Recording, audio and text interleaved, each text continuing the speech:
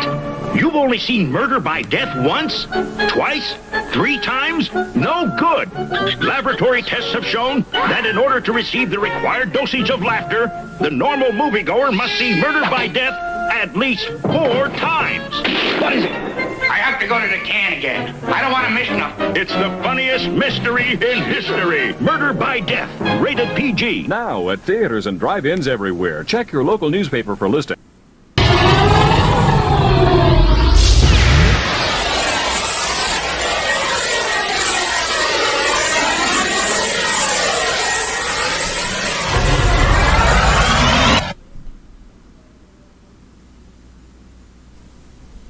You are listening to Moviesucktastic.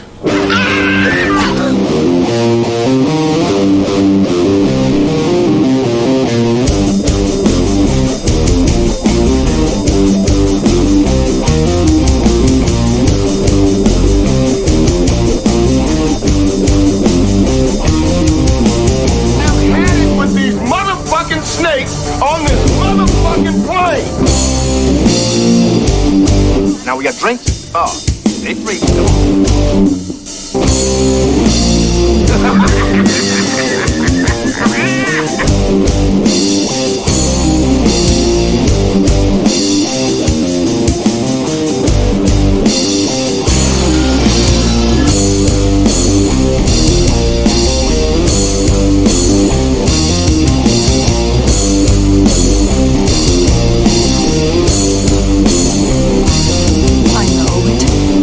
It all sounds like some bad movie.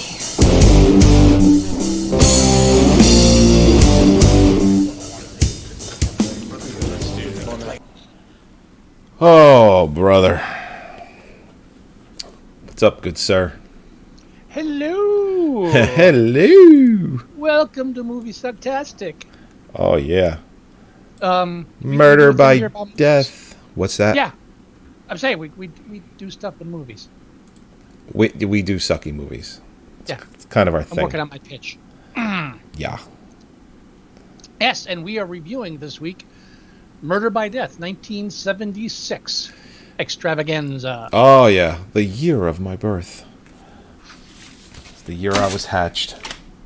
It's a Neil Simon film that it's a kind of a parody of whodunit murder mysteries.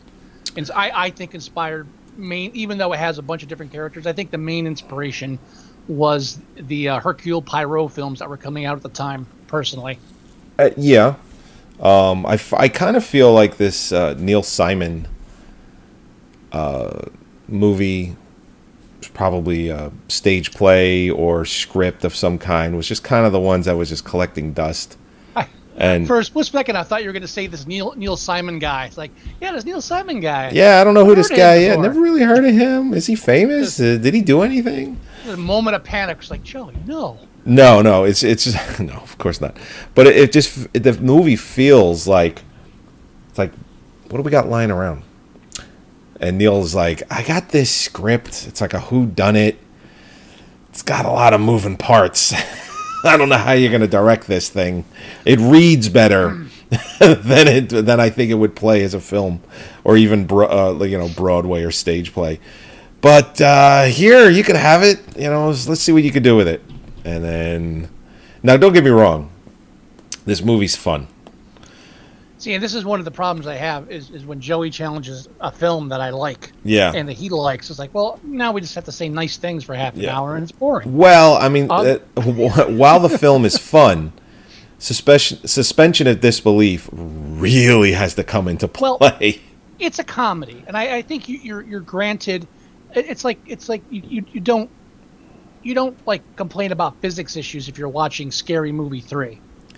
You know, True. It's suspension of disbelief is really far greater than it is in a normal film when it comes to comedy or children's films. Personally, unless they really try to make a serious effort to cement it in the real world, Right. It's always assumed that it's a fantasy world. I mean, I think so.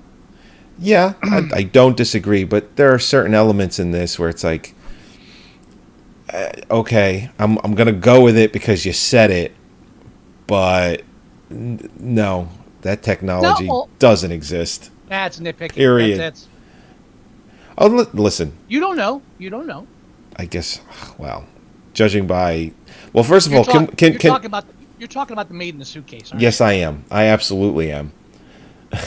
you? But they at the end you see it wasn't actually her because that's. I mean, not to throw any spoilers out there, but Yeah. Well, I mean, but they talk about it like, yeah, that's a normal thing. It's like, no, it's not a Yeah. normal thing. I think it's a comedy. It's a joke. It's a mechanical mouse. Sure, Yeah. I'll buy that. So off to a bad start, Joey. Not great. Can I also say off to a bad start? Can I also say that Peter Sellers' character probably doesn't, if this movie was made today, No. doesn't exist. Yeah. It's got a lot of good fortune cookie one-liners, though, or not one-liners, but like quips. I like them. Now, all right, just before I touch on that, so just to set it up. Yeah. You've got 5 groups that are based on real life or real fictional detectives. I'm fucking gone already. The actual. They're parodies of actual fictional characters, well known. Right. So you got Peter Falk as Sam Diamond, who's like Sam Spade. David Niven. David Niven, he plays Dick Charleston, and that's supposed to be Nick and Nora from the Thin Man series. James Coco is Milo Perrier, which is an obvious parody of Hercule Poirot. Who I always, I mean, not always, but I used to more often than now get mixed up with Zero Mostel all the time. Really? Yeah, it was just one of those things where it's like, is that Zero? No, that's not. Hey, you've got James Coco and Zero Mostel. I've got Ben Gazzara and Robert Loggia. I don't know about those two. See, I didn't make any bones about yours, but you're going to start laying into me on mine. Come on, Zero Mostel. Come on. All right, then Maggie Smith is Dora. The other Eileen Brennan. Her character is Tess Skeffington. No, god damn it, I can't get where's this woman? Oh, Elsa Lanchester. Sorry, she plays Jessica Marbles, and that's obviously a takeoff on Miss Marple series. Right. And then finally, you've got Peter Sellers as Sidney Wang, who is a takeoff on the Charlie Chan. Right. Now, one thing I know about Charlie Chan, because I was introduced to Charlie Chan, ironically, by a racist comic book store owner. Yeah, no, he was a huge Jackie Chan fan. And one thing, if you look at Jackie Chan's portrayal... Not Jackie Chan. Charlie Chan. Charlie Chan, same thing. Oh! Charlie Chan's portrayal in American cinema and television, right, has always been white people making squinty eyes. Well, even when Native Americans in cinema were Native Americans are always white people too. Right, I'm saying, but with this specific character, it's like it's almost like an American tradition. Well, so it's one that has stopped. Yeah, no, I get that. So I'm saying it's understandable why it. Also, Peter Sellers did a lot of very racially insensitive characters. One of my favorite films of his, was it The Big Party or just The Party? I think it's just The Party. That one, he plays the Indian character throughout. Not good. Not good. He's got a lot of good quips. The one that I remember that sticks out is when they're on the drive over to the mansion, and his son, his adopted son, he makes that clear several times in the movie, but he's like, "Oh, conversation in car is like TV on wedding night, unnecessary." He's basically telling his son to shut the fuck up. Use your prepositions. Stop it with the. He's like, use your pronouns.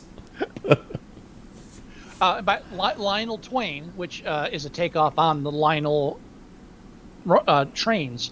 Right. And it's a funny name. I don't know why they gave it to the main bad guy or host, whatever you ever call it, Truman Capote. And I believe this is either his last or his penultimate appearance on film. He died. He did die 5 or 6 years after this. So, but it's probably the last time he was in something. And he's not really an actor. No, he's an author. Yeah. I'll tell you the last thing he was in. It could be posthumously, but... Now, you're talking about favorite lines. One of my favorite lines has always been... it says here... go ahead. After Dick and Dora come and they meet the blind butler... who's played by Alec Guinness. Yeah, right. A year before he did Star Wars. Huh? A year before he did Star Wars. Who? Alec Guinness. He did this, right. and then he did Star Wars in '77. Because when he comes up on the screen, I'm like, holy fuck. Like, look at Alec Guinness without a beard. It's like, I remember him solely from my childhood as Alec... That's not Alec Guinness. That is Alec Guinness. The butler. In this movie. The butler. Oh, the butler. Oh, okay. The butler. The blind butler. All who, right, by the way, what he does with Alec Guinness, what he does with his eyes looks... It's just funny. Just funny. What he does with his eyes to be blind. So I gotta say, I remember watching this as a kid and liking it, and half of the jokes were obviously way over my head at the time because I was very young. But blind butler and deaf mute cook, universal language. You don't have to. I don't black and white, no sound. I get those jokes. Right. Yeah. That's it.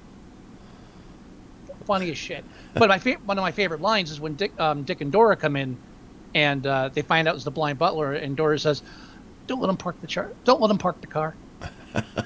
But very casually, it's like she sells it.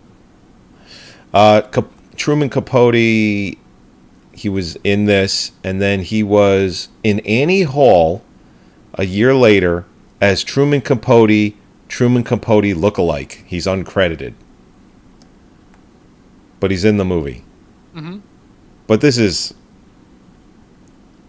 I guess this is the only thing he truly acted in, movie-wise. This is it. Saying. So it was his penultimate film appearance. Yep. Yeah, I know he had a lot more lines in this than Annie Hall. Yeah. But yeah, so all these famous detectives are called to this mansion, where Lionel Twain puts them to a challenge that someone will be killed at midnight, and someone in that room will be the murderer. And then when midnight comes, Lionel Twain is the one that ends up dead, and then they have to figure out who killed him. And the film plays on the tropes of the mystery novels, even some of the ones that the character complains about at a certain point in the film, where complicated plots, they introduce characters at the last minute, and just the convoluted reasons for things, and it really plays down that road a lot. Like at the part of the dinner where Dick is like, "Hey, you and I are sitting in the wrong seat. It should be boy, girl. You and I have to swap." And they stand up and the swords come down. Yeah, right. Says, "Oh, my good upbringing saved us." And, just that kind of predictability of people from the villain's point of view. I mean, those aren't the funny, honest. But again, as a kid, the funniest parts of the film are like James Coco, bursting into the room in the butler's outfit. Like, "Don't ask." Just it's the film is a slow pace, but I don't know. It does. I don't think it moves so slowly that you get bored, or it's paced well, even though it's slow. I mean, the majority of the film takes place in one room, basically, the dining room. For the most part, yeah. I mean, not maybe maybe a little more than half.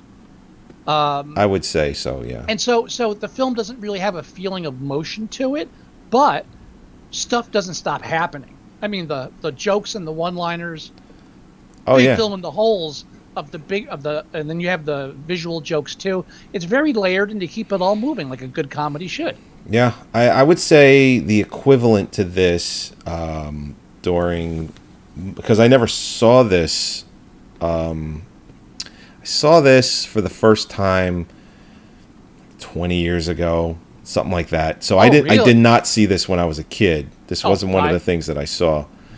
The equivalent I have to this that I did see when I was a kid is the movie Clue. Mm-hmm. So that is the equivalent of my childhood. The movie I saw that's similar to this is the movie Clue. Oh, definitely. I didn't see this till I was an adult.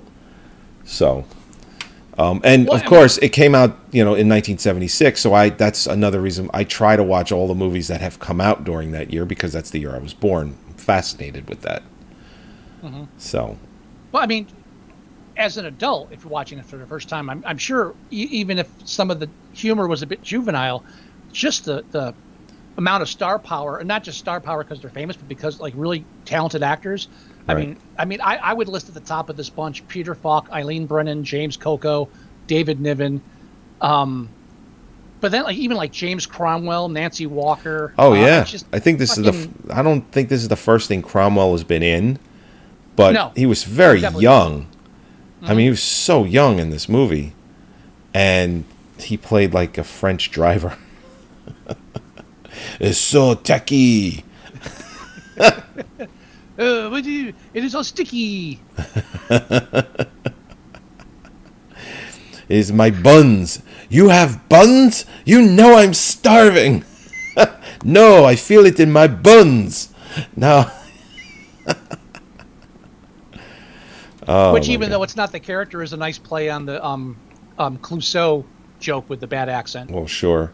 And Peter Falk, I mean, he's basically Columbo in this movie. He's even down to the trench coat and the hat. I mean, it's so much that I actually did a search for Columbo. I'm like, I think even the color is the same for the trench coat. And I just looked at him in the movie and I found some screenshots of him as Columbo, and I'm like, did they just bring over the Columbo props? I mean, it's just like he's like, I got it. I'm just gonna bring my own, and then he did the movie in it. I mean, it's absolutely bonkers. And off the top of my head, I'm pretty sure that shortly after this, Peter Falk did The Cheap Detective. Oh, did he? Oh, I don't know. Which is playing almost the same type of character. Speaking of Columbo. Hang on a second. Which Holly and I actually rewatching the series now. We just started season 3. Oh, really? Or no, season 4. We just started season 4 tonight, and then I had to cut it short because of the show. Oh, sorry. Yeah. Murder by Death was in 1976. He did The Cheap Detective in 1978. Oh, wow. It's fun. The funny thing about Columbo is even back then, it wasn't common. It's common now. They only did 8 or 10 episodes a season for that show. Mm-hmm. There's only something like 68 episodes for Columbo. They were longer. We're talking about a 2-hour time slot.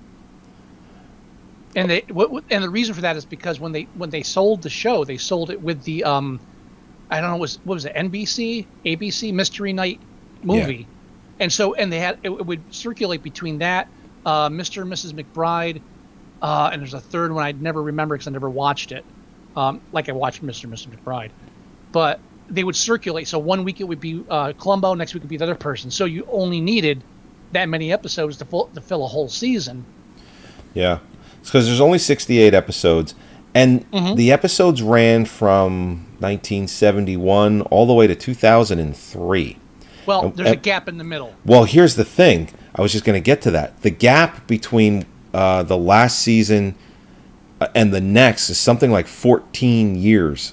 Mm-hmm. It's like 1977. Then they had another episode in like 1991. Mm-hmm. Something like that. Yeah, they basically, instead of rebooting the series, they just brought it back. Yeah. And it's just like, okay, time's passed. Yeah, it's like we're doing season 13. Season 12 ended in 1977 or whatever it was. and it was That's like when this I got it. this huge gap. So what year was that? 80 something that he came back? I think it was 91. 91. I think so. I could look it up. real Because quick. I remember I was into Columbo when that happened, and I remember watching the new series when it came back, and that's when I got my book on the episode guide for the early seasons. It's just I've always been a Columbo fan. Yeah. So let's see. But Season. here's another one of my favorite lines. Locked from the inside. That can only mean one thing. I don't know what it is. But with Peter Falk's impeccable delivery, that line is so much funnier than. But I just mumbled out of my ass. Okay, so season 7 ended in 1978. I was off by a couple of years. Season 8, 1989. Yeah, 89. I knew it was 80s. So it's 11 years, not 14. And yeah, they just new season. Yeah, that's all. How hard is that? Season 8 of Columbo, 11 years later. It's the easiest quote unquote reboot ever. They didn't have to explain anything. They didn't have to redo an origin story. It was just okay. No, it's like, Everybody knows who the fuck this guy is. Is that like Sherlock Holmes? Everything to do with. They have to go into the whole history and everything. Explain. Like no, it's Columbo. Just showed us the kill. and what's Let's go. funny, between season 8 and season 9, it's normal. It's like the very next season they did a season 9. And then between season 9 and season 10, again, normal. They actually had like a 2-3 year run. But then between season 10 and 11, between season 11 and season 12, it's like 3 years. And then the last episode, season 13, and this is where it's fun. Season 13, episode 1, 1995. Episode 2, 1997. Okay? Episode 3, 1998. Episode 4, 2001. Episode 5, 2003. So season 13, between the first episode and the very last one they ever did, was 8 years apart. Season 13 lasted 8 years. Not all at once, but it's just like, we're going to do an episode here, we're going to do one here, we're going to do one here. And honestly, I don't think I've seen like the last couple seasons. I did follow it when it came back on, but Right. I didn't follow any of this because I know at that point I was like graduated out of high school and I got other things going on. So, yeah. But yeah, Peter Falk is Columbo. It's like the very last episode is called Columbo Likes the Nightlife. He likes to boogie. It's an hour and 38 minutes. And Jesus. don't forget Mrs. Columbo. Yeah. Yeah, a lot of you these remember that? episodes. Do you remember that, Mrs. No. Columbo? Mrs. Columbo. Oh, that was a spin-off? They tried to do a spin-off Yeah. of Mrs. Columbo. Yeah, It was, yeah, what's yeah. her name?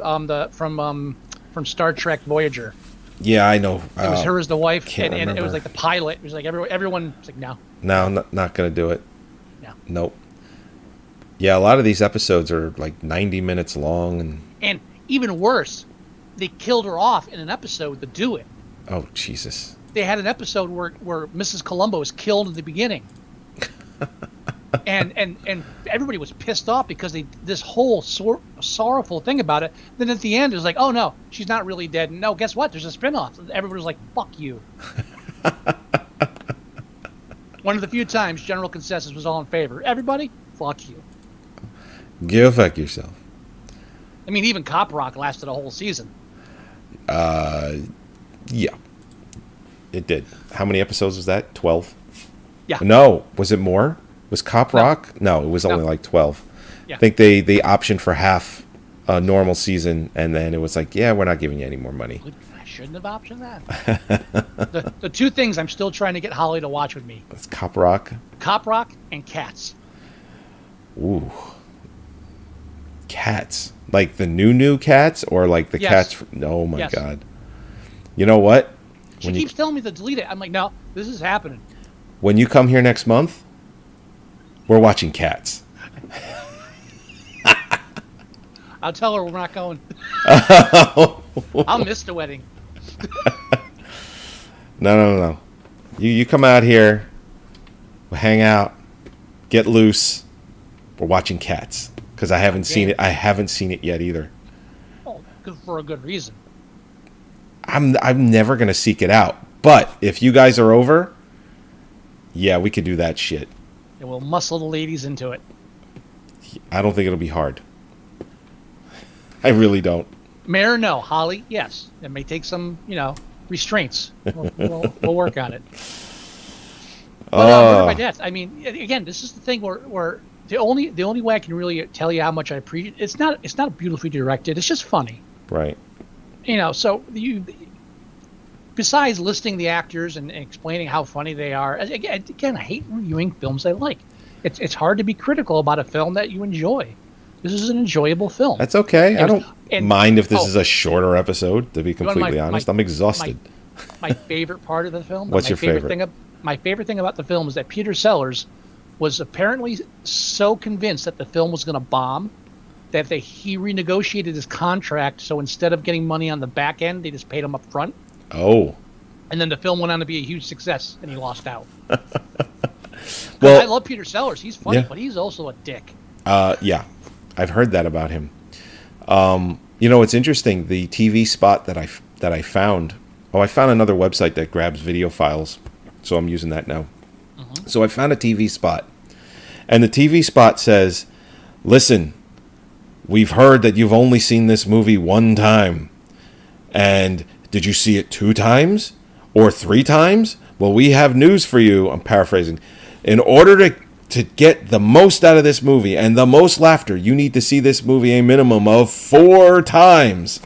And then it was like at your local cinemas and drive-ins. And I'm just like, holy shit. That was the TV spot. Didn't really show much from the movie. It did show some things during the 30-second spot, but not much. Man, the old days where you would actually go to see a film more than once. Yeah. Those days are gone. Yeah. Except when a James Cameron movie comes out, those morons seem to think that they're doing him a favor by seeing it 5 times. When Avatar came out, and I would just let's not. No, I know, but I gotta get this out because you brought it up. When Avatar came out, people would post on forums, Facebook, and everything else, and they were so infatuated with it beating or making more money than Titanic that it became kind of like a job for some people. They would post things like, "Oh, I saw Avatar. This was my 7th time doing my part." And I'm like, you moron. Doing your part? What are you doing?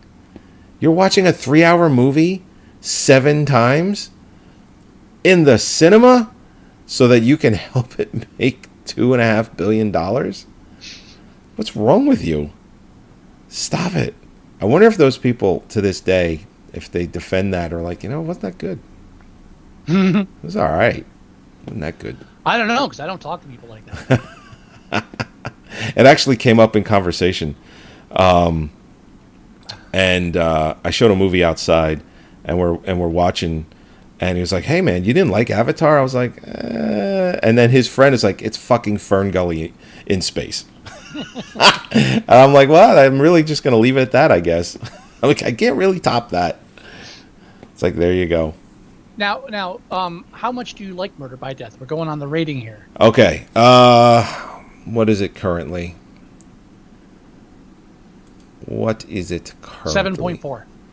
Wow, it's higher than I thought it would be. To be I mean, I like this film, but it's higher than I thought it would be. Thought it would be somewhere around the high 6s. I expected the same thing, but I guess you got a lot of star power here. Yeah. I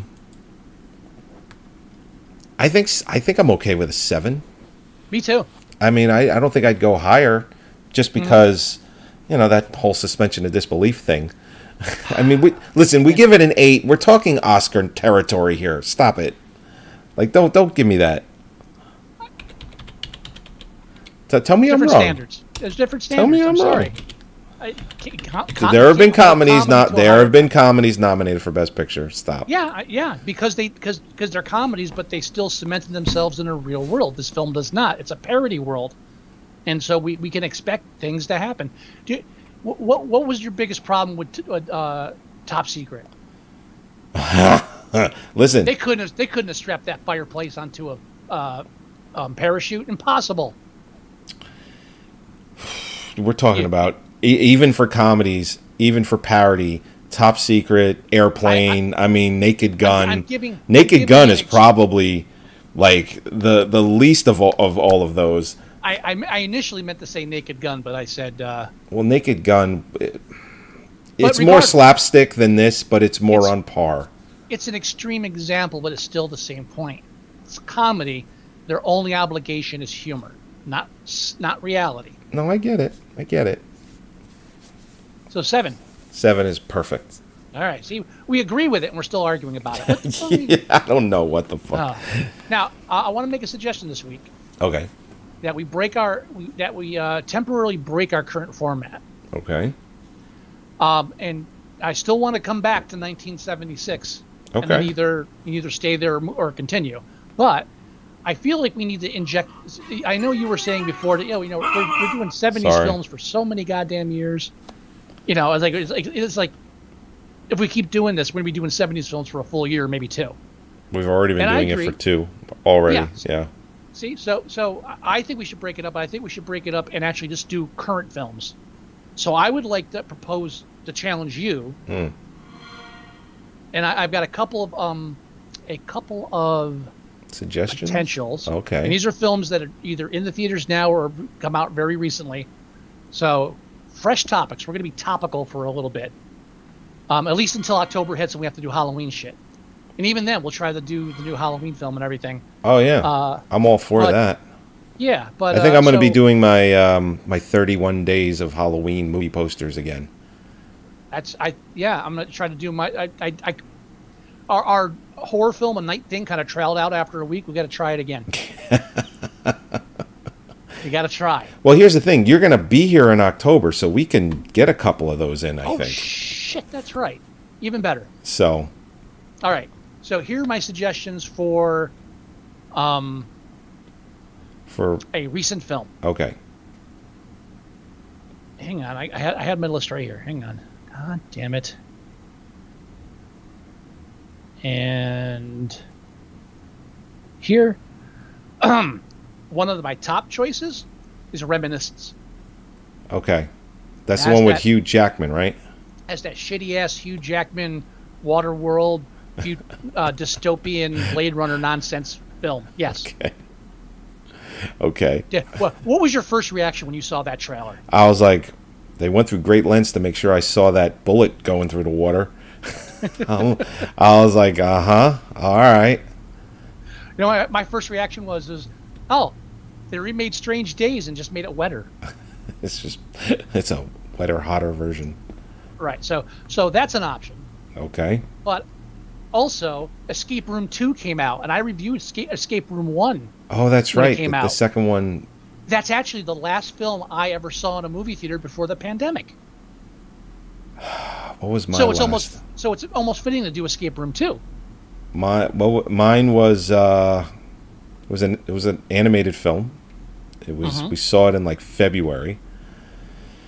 It was the one with Spies in Disguise, the animated one where Will Smith becomes a pigeon, some shit like that.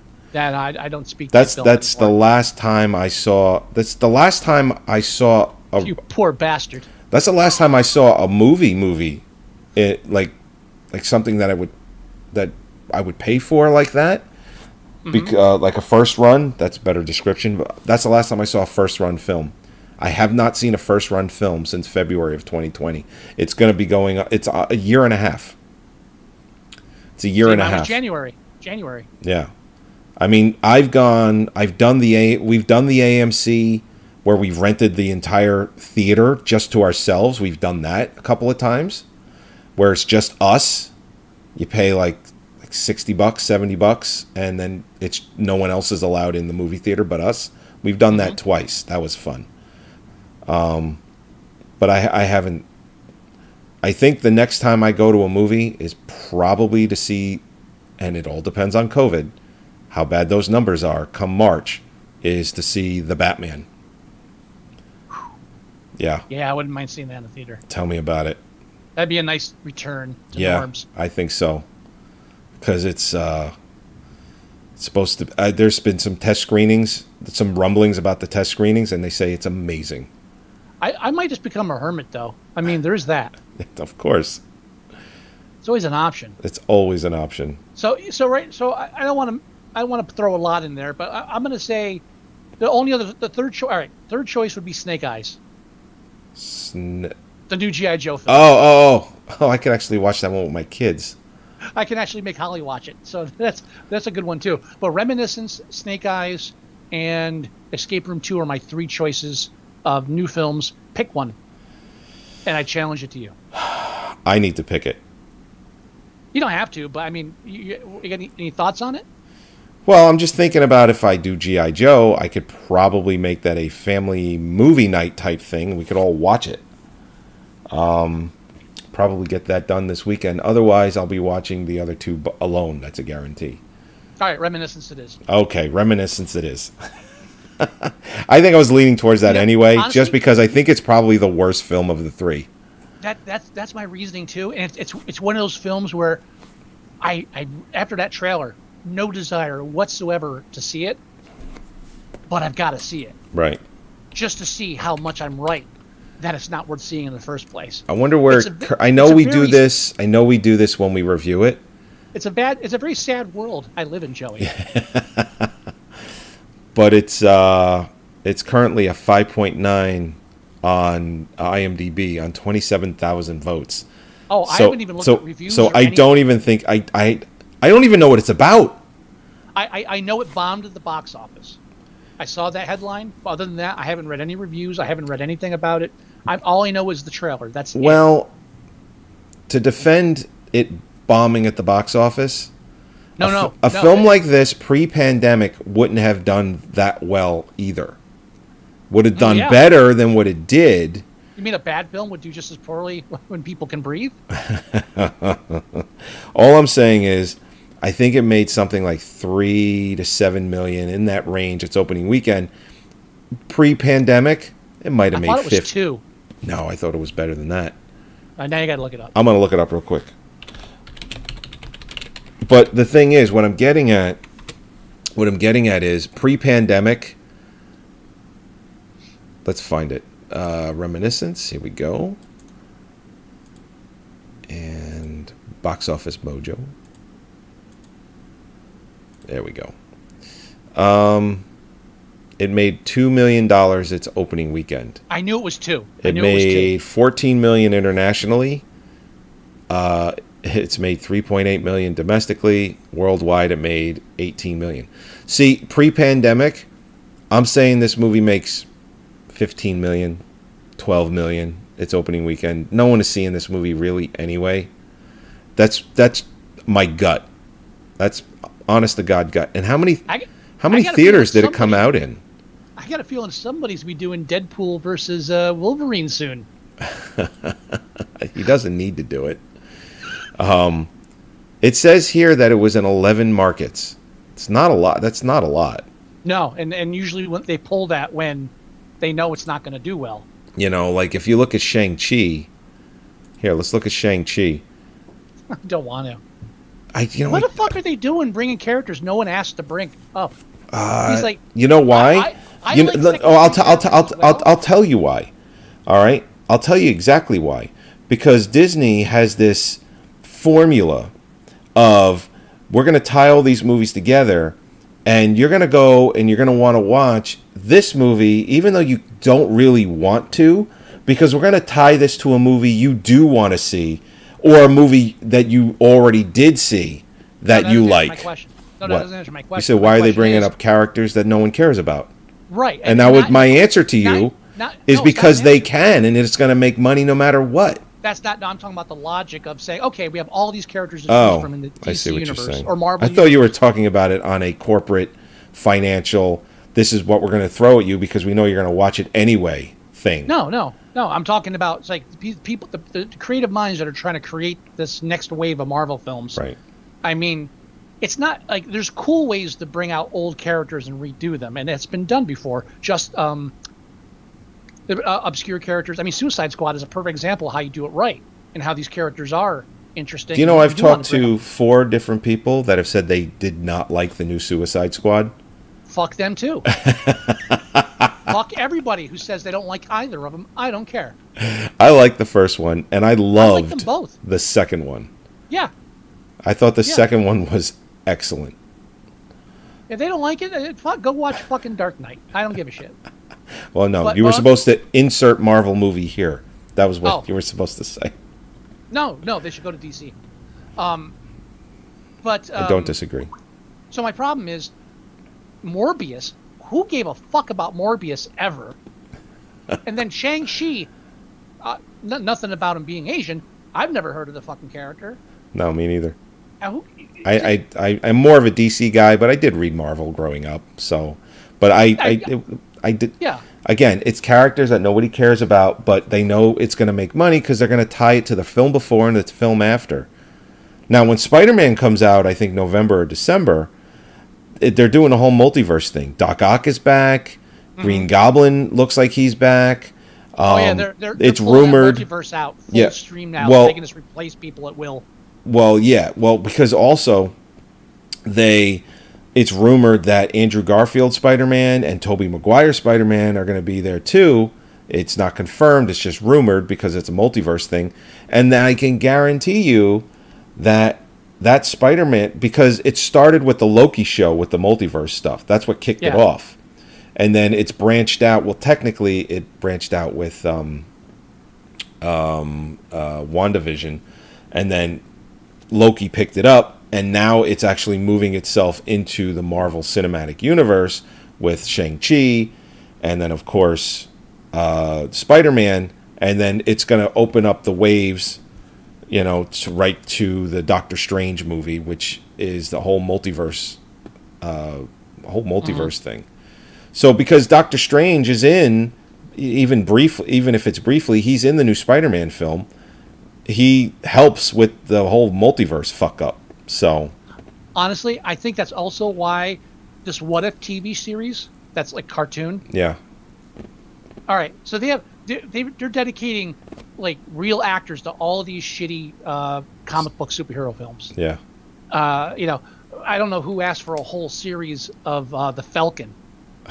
Even though it's setting him up as Captain America, great. But my point is, but then what if they're like, oh, let's just do cartoons? Why? And it's not even good cartoons. No. They rushed that shit. It is a balloon to see if people are interested in alternate universes with this stuff. Because once they know for a fact that everybody's going to dive into it, that's it. All bets are off. That's why they're doing this. So now they don't have to worry about signing up somebody for a 4-picture deal. Yeah, you can play Batman this year. Next year we'll do Elseworlds. Or and again, I keep some of the DC because I don't like Marvel. But that's what they did, and it's genius. But I'm just wondering how it's going to undermine the big portion of that fan base that really depends on canon for their enjoyment of the world building. Yeah. And when you just pull the plug out and say, yeah, we can just do whatever the fuck we want. Wow, we don't have to follow movie to movie. We don't have to have the same actors. Nothing. Well, what's funny? They've been talking about doing multiverse. DC is the one that started the conversation, and Marvel ran with it.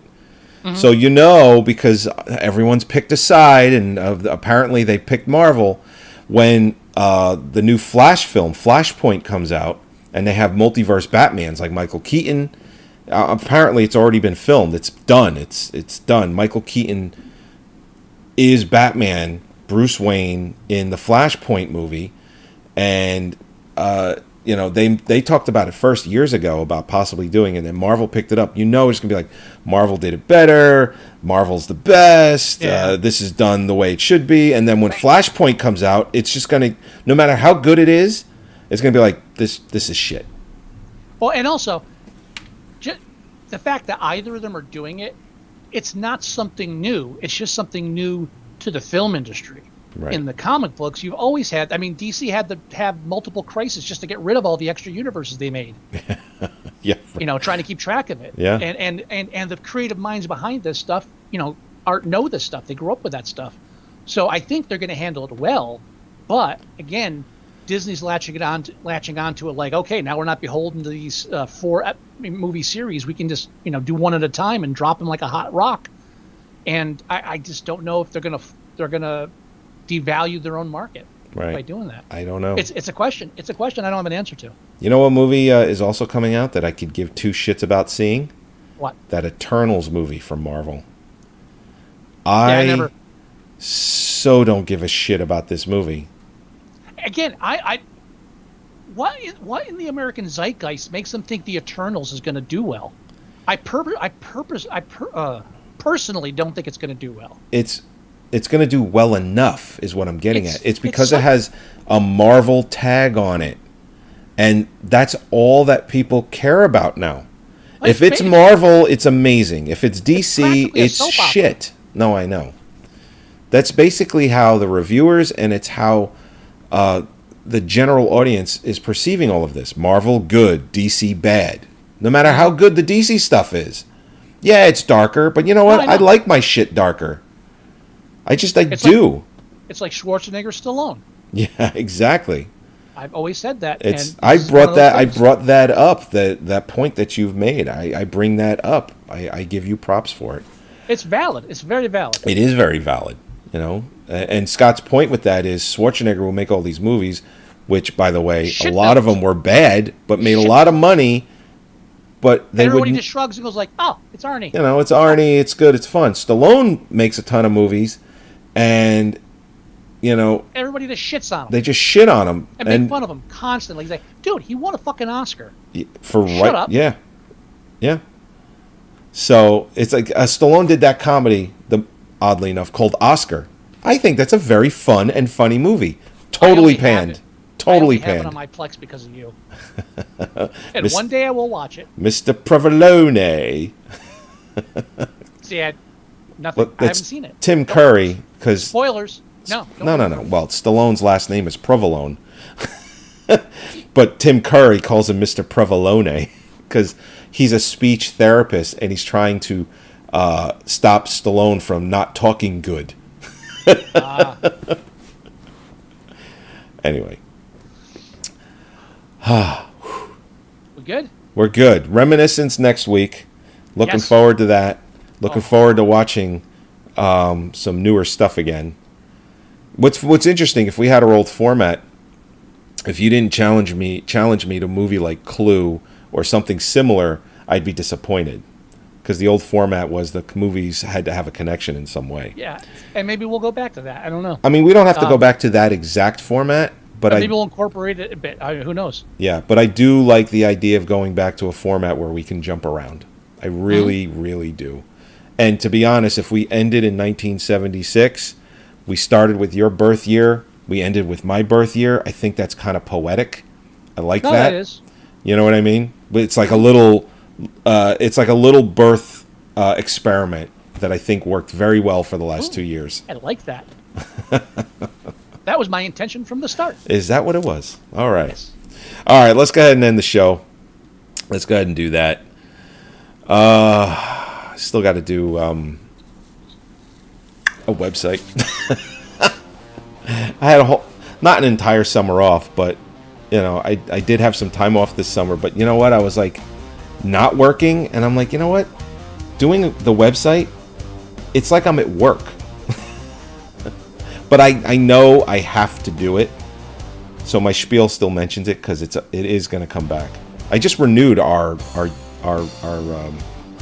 Moviesucktastic name, so I mean yeah. So anyway, go to our website at moviesucktastic.com. Download or listen to the show there. Go to iTunes and do the same thing. You can go to our Facebook page at facebook.com/moviesucktastic. We post there all the time.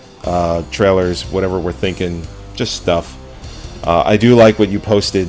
What was it? Was it today or yesterday? What was it? You did the meme. I think it was something that was old too that you posted, but I can't remember it now. Oh well. Anyway, but go to our facebook.com/moviesucktastic. Ring endorsement. Yes, I know.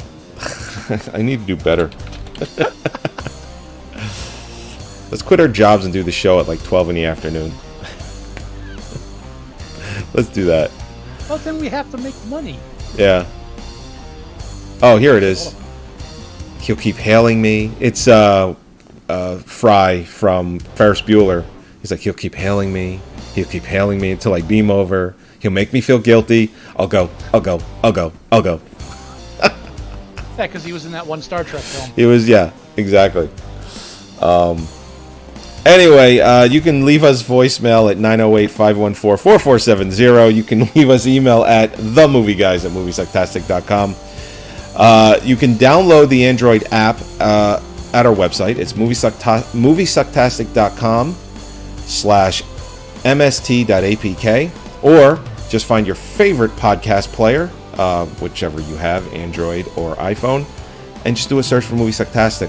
The entire feed is there. All of our episodes are available to listen to. Over 300. 352 episodes. Oh. Yeah.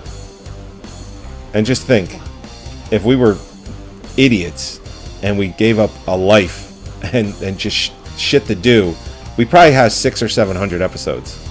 Mm-hmm. And I don't care that we don't. No. I don't live for this. No, I don't. No, we don't make any money either. If we made money, that would be one thing. All right, everybody. We'll talk to you next week. We could, but I don't feel like doing that. Yeah, we're not going to make enough. No. I don't think we'd make enough to pay for this shit. Unless you and I get like an apartment together. There's always an option. All right, everybody. Bye-bye. Later. Oh, do you have any words of wisdom? Real quick. Do you have any words of wisdom? Don't let him park the car. Perfect. Perfect fade out on the music. Bye, everybody.